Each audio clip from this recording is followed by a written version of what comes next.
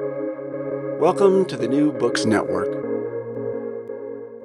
You're listening to New Books in Geography, a podcast channel on the New Books Network. I'm your host for today, Stentor Danielson from the Department of Geography, Geology, and the Environment at Slippery Rock University. Today, I'll be talking to Stephen J. Pyne, author of The Pyrocene, How We Created an Age of Fire and What Happens Next, published this year by the University of California Press. Dr. Pyne, welcome to the show. Well, thank you. To start off, why don't you tell our listeners a bit about your background and how you came to write this book? Sure. Well, in some ways, my story is very simple. A few days after I graduated from high school, I got a job at Grand Canyon National Park as a laborer. While I was there, they had an opening on the fire crew in the North Rim, offered it. I took it and did that for 15 summers. And that got me interested in fire. In the meantime, I went to school, college, graduate school, never studied fire. They were two different lives. And then eventually I began writing about fire in the West, in the ways I'd been trained as a historian. And with the Pyrocene, I'm actually bringing the two sides of that early experience together. Okay, so we should probably start out by asking, what is the Pyrocene and how does it relate to some of the other scenes that we sometimes hear people talk about, like the Anthropocene or the Capitalocene? Sure. Well, the Pyrocene is my attempt to present a fire-centered view of the world. So I like the Anthropocene. I like a long Anthropocene. My sense is that we could just rename the Holocene the Anthropocene, but then I'm inclined to rename that Anthropocene as a Pyrocene because fire has been the power source behind our environmental manipulation of the world. And I think now we have reached a point. Once it was one thing when we were burning and using fire to manipulate living landscapes. But then we went to lithic landscapes a couple hundred years ago. That's my term for fossil fuels. At that point, the whole process went on afterburners. And it's accelerated in all the obvious ways we see. And my sense is that when you add up all the ways we're dealing with fire, we're creating the fire equivalent of an ice age.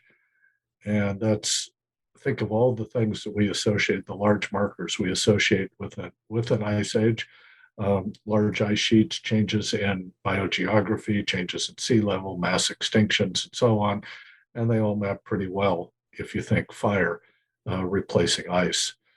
So this is also my answer to the lament by many observers that our future is so dire and so strange, we have no narrative by which to connect it to the past and no analog by which to understand it. I think we have a great narrative. It's a narrative of fire and humanity.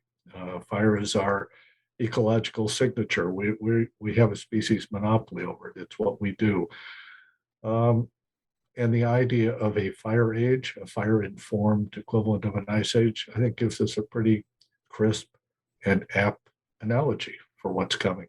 Okay, and then much like all the other geological periods get subdivided, you kind of subdivide the Pyrocene into sort of different phases or different kinds of fire or different relationships that people have had with fire over that period. Could you talk a bit about that kind of periodization that Sure. You do? Well, I divide it into really two parts.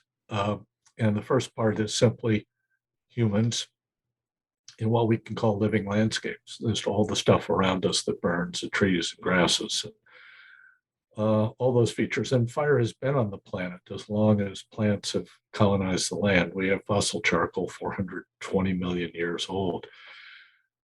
But when humans captured fire, the hominins, now there's only one left.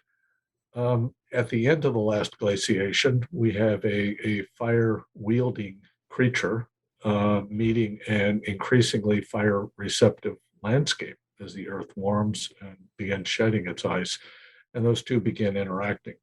And we've done it with great enthusiasm and great success. We've gone all over the world looking for things to burn and ways to burn it, and using that to shape our world, both directly by burning and manipulating landscapes, but also indirectly by all of the other technologies that depend in one way or another on fire. It's really quite remarkable. But all of this interaction came with certain ecological boundaries. There are always checks and balances. If you shorten the Swidden cycle, the slash and burn cycle, you expand it too much, then you get feedbacks and you can't continue it.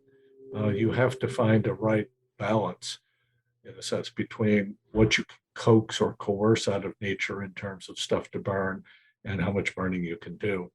So there were all sorts of, there's a lot of people looking for new stuff and new ways to burn, expanding agriculture, for example, expanding pastoralism by the use of fire, finding new sources, say in organic soils, peat, for example, and then paring and burning, which became a big activity for converting new land to agriculture, which is basically slash and burn applied to organic soil. So all of this, but eventually you exhaust it.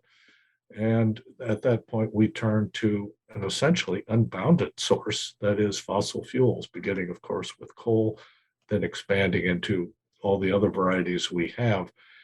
And not only did this increase our firepower and our ability to reshape the world, it also broke the old bounds because, in living landscapes, there are seasons for fire. There are times and places where you can burn and times and places where you can't.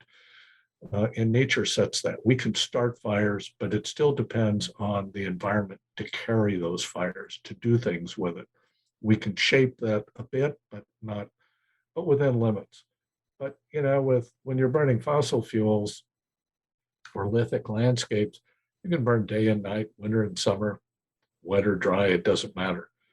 And in a sense, we turned combustion into a kind of factory farm where we were very successful at extracting raw power out of it, but really had no place to put all the waste products.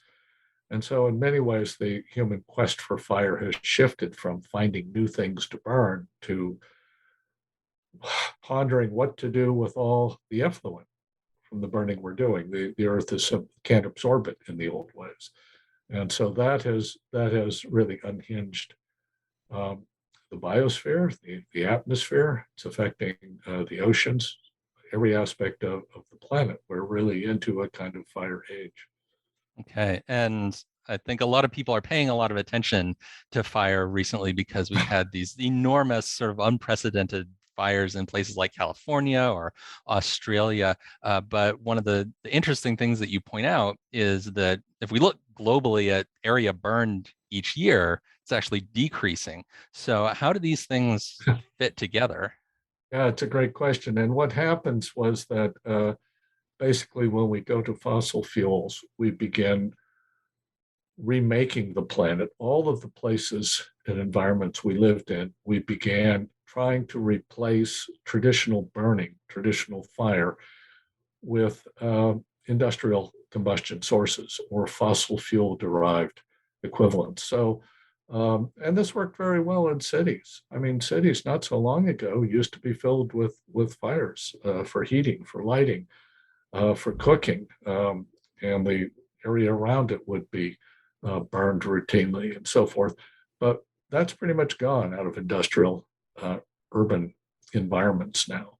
And in many ways, we can be thankful for that. We're not living in smoke, interior smoke. We don't have cities burning routinely. But when we tried to do that same project, find technological substitutes and add in the suppression of open fire in the countryside, and especially in wildlands, we found all kinds of ecological pushback. And that has been a disaster. And the effort to remove fire in our environment in the same way that we would in our built landscapes has basically been disastrous. It has not only upset the ecological processes that had really grown up around fire and expected fire. Fire was not just something they were adapted to protect themselves against. It was something they actually required to keep the whole project running. But also it built up lots of combustibles. and rearrange them in ways that are much more explosive. So we're seeing now a combination of landscapes that have an excess of fuels relative to what kinds of fires they can experience, uh, combining with climate change, powered, underwritten by fossil fuel burning, and the two of those colluding to give us really large fires like we see in California. And so there's a lot of discussion about forest management, landscape management, and what that means, and the attempt to remove fire and what that has meant in terms of upsetting these landscapes and making them more prone to these explosive fires. But it's also, it's very prominent in lots of areas that are being land cleared, like Amazonia or Indonesia, but also around the Mediterranean. I mean, Portugal, France, Greece, Turkey have all experienced very large fires this year, and some of them for several decades. And that's all based on land abandonment. So stuff is growing up in a fire-prone context without anybody engaged in the traditional ways you would have limited or prevented large bad fires from happening, which is to say close cultivation, grazing, and burning. So that gives rise to a lot. Part of that is an effort, I think, to deflect from the climate change issue and say, well, it's really about bad forest management, for example, or bad rural land management policies. And that's certainly a major factor, but it doesn't absolve climate change, which is acting as a kind of performance enhancer.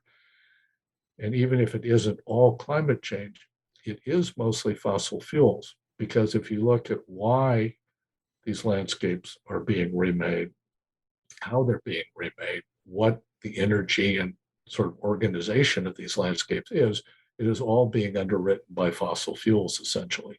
So even though we're living in what seem to be rural areas, they're really ex-urban sites in many cases. And we're not living on the old way in which we would have been using fire in the landscape and engaging with other things. So we're really, there's an old concept of a second nature dating back actually to ancient times. Cicero wrote about it, others did, that people by their artifice have taken the raw stuff of nature and made a second nature out of it. And I think in a way, we have used this fossil fallow, these immense reserves of once living, now fossilized biomass, to make a third nature. And we're seeing the consequences of that. So part of the paradox here is that by trying to replace fire in many of these areas, some places it works, but generally it causes some severe blowback eventually. We're seeing that the amount of burning in the world is actually shrinking because we're substituting for it and using the firepower of fossil fuels to suppress fires where we don't want them. I mean, think about what's going on in California now. If you took away all the airplanes and helicopters, the bulldozers and engines, chainsaws and pumps, I mean, what could they pretend to do to stop fires? They couldn't. So even there, the premise that we could remove fire from these landscapes is based on this other kind of industrial firepower. So one of the paradoxes is, if we succeed, I hope before too long, in rolling back greenhouse gases and getting the climate into a more acceptable form, we're going to find that we have a huge deficit of fire in our living landscapes, especially in many protected areas, forests, public lands, reserves, and so forth. Not in all, but in most. And we're actually going to see more fire by area burned in the future than now. Right now, we're going to see more fire in the form of wildfire, or perhaps better put, feral fire, once domesticated fire that now has gone wild. And in the future, we need to replace that with some kind of controlled burning, which is how humans have always used fire on the landscape. I see some recent studies in Africa, I think around Rwanda now date evidence of human burning to manipulate landscapes back to about 85,000 years, so well before the Holocene started. Yeah, and I think your comments in there about climate change are important too, because in the media and political discussions, this often gets like really simplified down to, is it climate change or is it not climate change? And, yeah, it's climate change, but it's climate change as part of this much bigger system of interacting factors. That's that are true. going. And, fire is so graphic, it's so visceral and can arouse such emotions, particularly when it's bearing down on a community like we're seeing now and have seen for some years, that you can rouse all kinds of alarms and concerns. And so people are always hijacking fire, that visual impact, that emotional punch it provides as wildfire to support some agenda or other. And so we see all kinds of stuff that say, well, it's really not climate change, it's land management. Well, what do you mean by land management? Well, it may be, well, we want to log it. If we logged it, we wouldn't have these problems. Well, actually, logging is one of the worst things you could do, because the slash left by it and the exposed environment for that is some of the worst fuel in the world. And historically, the United States, for example, had huge fires, mega fires, an order of magnitude larger and more lethal in the 19th, even into the early 20th century. And that was all powered by land clearing and logging, not climate. So that can happen. People want to deflect it. They want to say, well, it's all climate change. Well, it isn't all climate change. It's interacting. What I think, for me, the story is, what's unifying all this, the big narrative, is people and fire, that ancient pact we made, interacting and finding new ways to work itself out. And right now, it's out of control. What looked like a mutual assistance pact is looking more and more like a Faustian bargain. So we really have to find some way to get the fossil fuel combustion back under control so that we can begin reintroducing fire at a much larger scale, paradoxically, than what we see today, back into the living landscapes, although that will be in a different form. One would hope that we would not have these sort of horrific sort of landscape scouring burns that we're seeing, and replace it with more benevolent good fire. Okay, so I want to circle back a little bit to something that you mentioned earlier. You talked about the parallels between the Pyrocene and the ice ages. And I thought that was a really interesting parallel, and especially because you talk in the book about not just about the ice ages themselves, but about the kind of history of science of, like, how did we figure out that there had been ice ages, and the kind of debate that led up to our current understanding of that as part of our geological past. So could you say a little bit more about how thinking about the ice ages and about the process by which we came to understand the ice ages, how that can help us think about fire in the contemporary scene?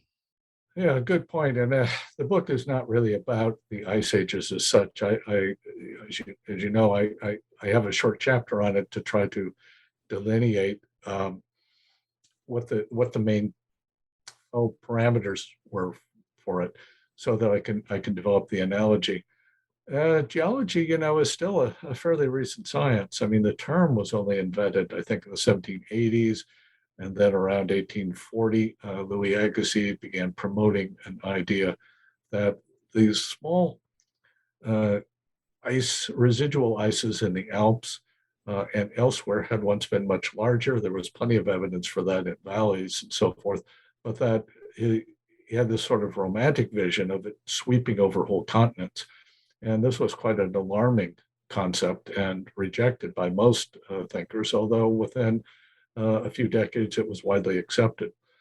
And that became a kind of organizing principle for a lot of what we consider the Quaternary, certainly what became the Pleistocene, the last 2.5 million years or so, were dominated by a succession of ice ages. And some of that record is on the land, But if you have a larger ice age on top of a smaller one, then the newer one can erase a lot of the evidence from the former one. So there's even a better record buried in ocean sediments and changes in oxygen isotopes and so forth, different ways that this can be recorded. And they may have as much as probably 35, 40 different episodes over that period of time.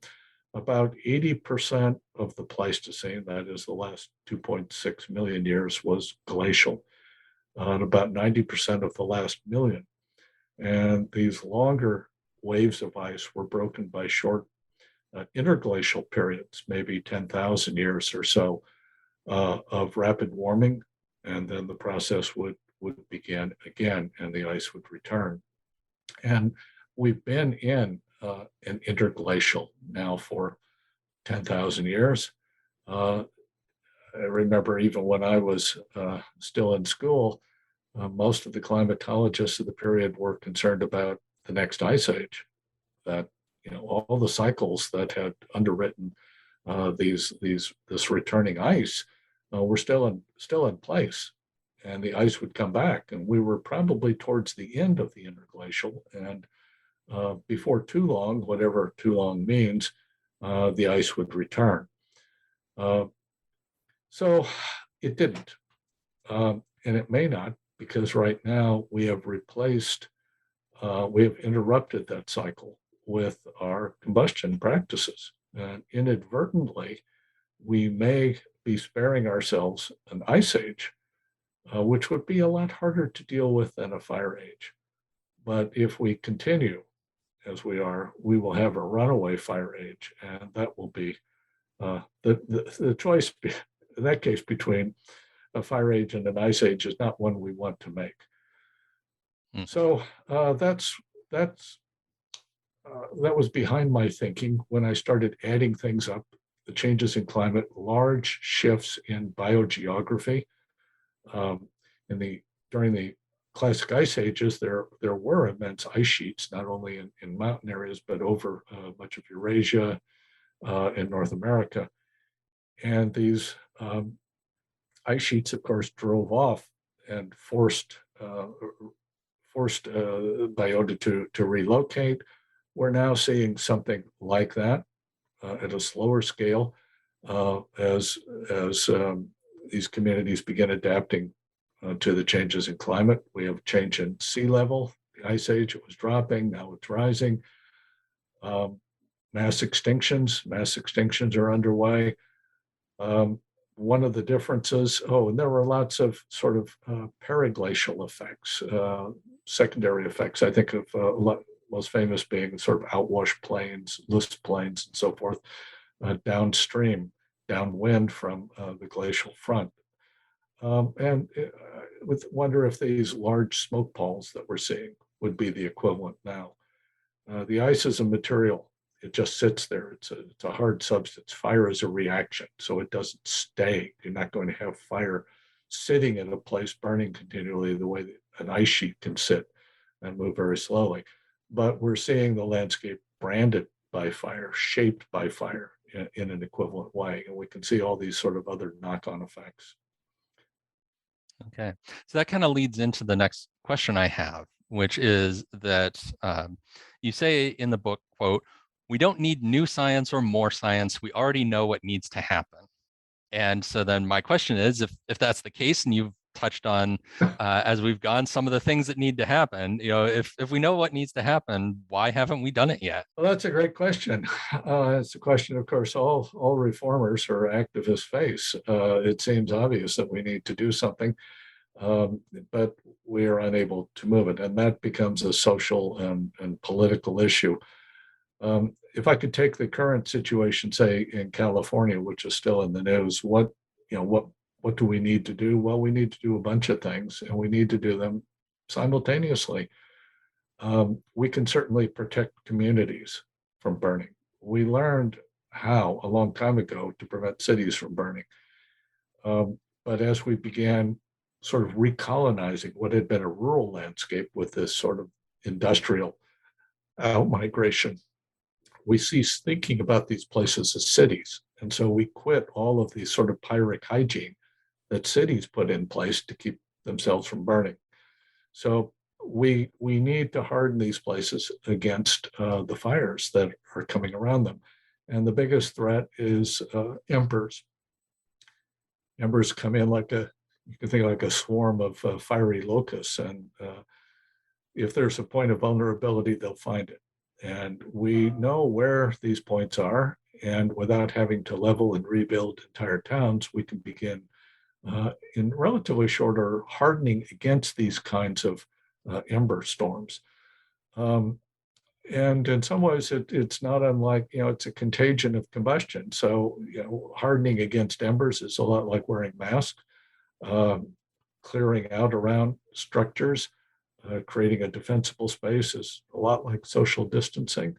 And then getting enough of the community to buy in and do it so that you protect yourself from neighbors looks a lot like herd immunity. So there are analogies here that can be brought to bear. But again, you have to have social agreement, and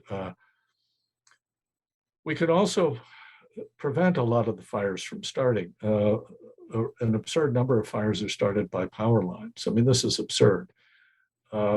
We've had a creaky grid. We know we've needed to fix it for decades. We just need to get to work on it. And this time build in with fire as part of what needs to be accommodated. Almost all fires around communities that threaten are set by people directly or indirectly. This is something that's under our control. So that's how we can protect structures and maybe municipal watersheds, really high value places.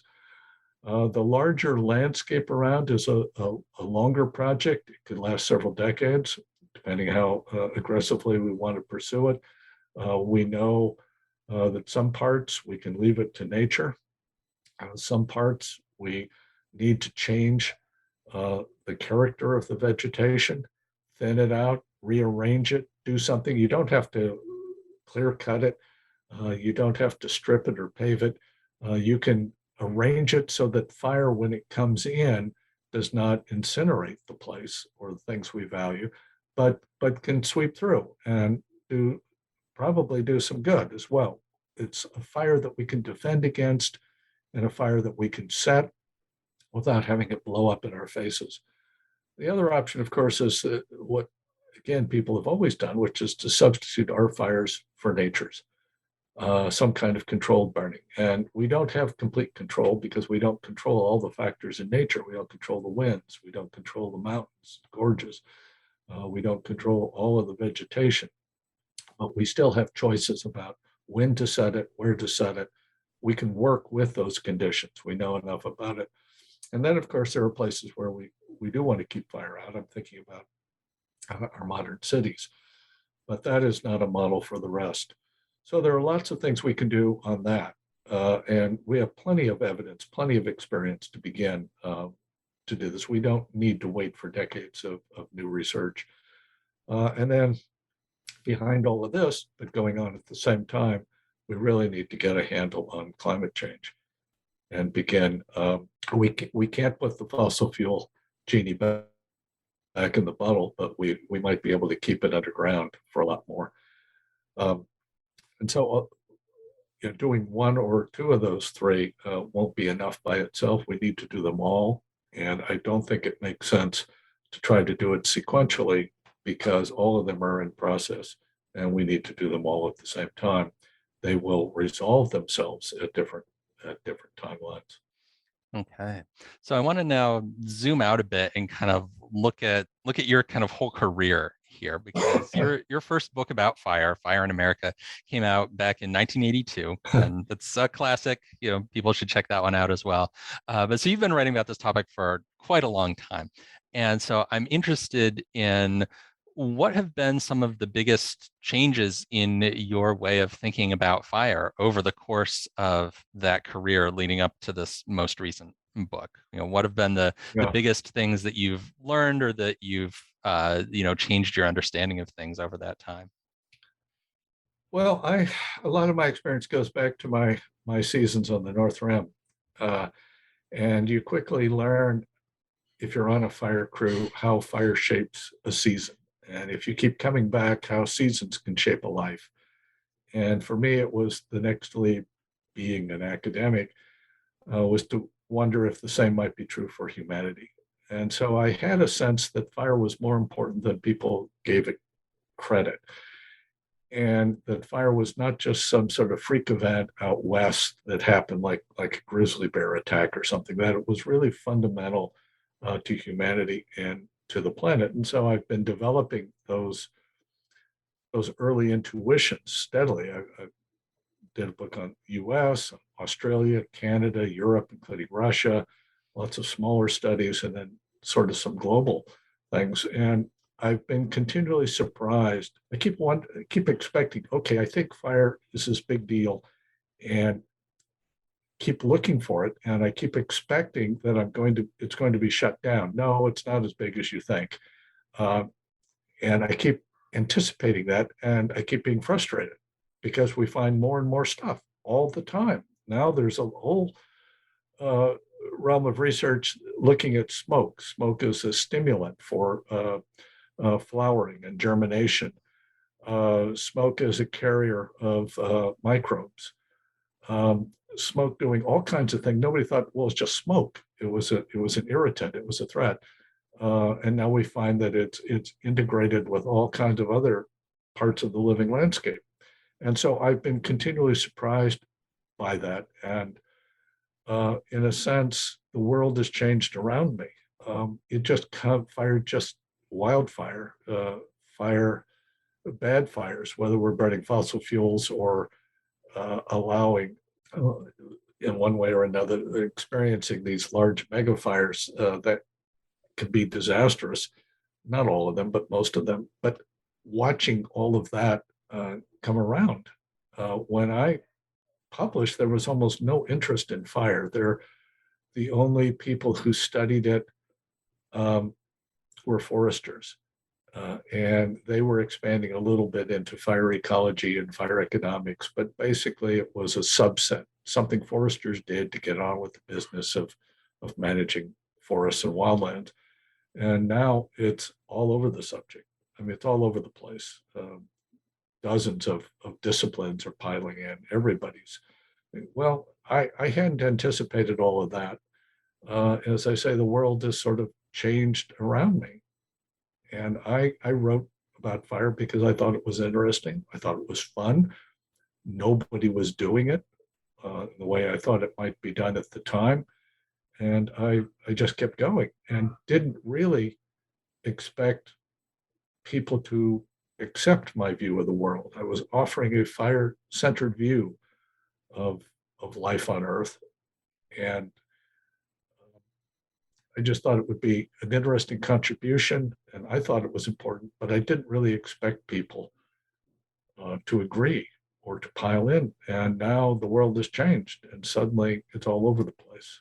So that has surprised me. Okay. In a mixed way. I'm pleased to have my subject suddenly, crowd the headlines, but I'm sorry that it has to be in the form of disasters. Yeah. So then, continuing your trajectory on, what is it that you're working on next now that this book is out? Well, a short project and a big one. The short project is Yosemite National Park. They're celebrating 50 years of reintroducing natural fire into part of their backcountry. And I was invited to join them for a trek. And then I want to use that to write about Yosemite, which I think could be a cameo of what I'm talking about, going from an ice age to a fire age. I mean, Yosemite was all about ice. And the great debates early were about the role of ice and shaping it. Now, increasingly, all the questions at Yosemite are about fire, either industrial combustion or fire in the landscape as fires burn around and into. So I think that could be an interesting cameo for the larger history of fire on Earth. And beyond that, I have one other country I hope to work on, and that's Mexico. And it's going slowly, but it's going along, and I'm learning a lot. All right. Well, we'll look forward to seeing the products of those projects in the coming years. So, Dr. Pyne, thank you so much for coming on the show. Well, thank you for the invitation. Have a good day. You just heard a conversation with Stephen J. Pyne, author of The Pyrocene, How We Created an Age of Fire and What Happens Next, published this year by the University of California Press.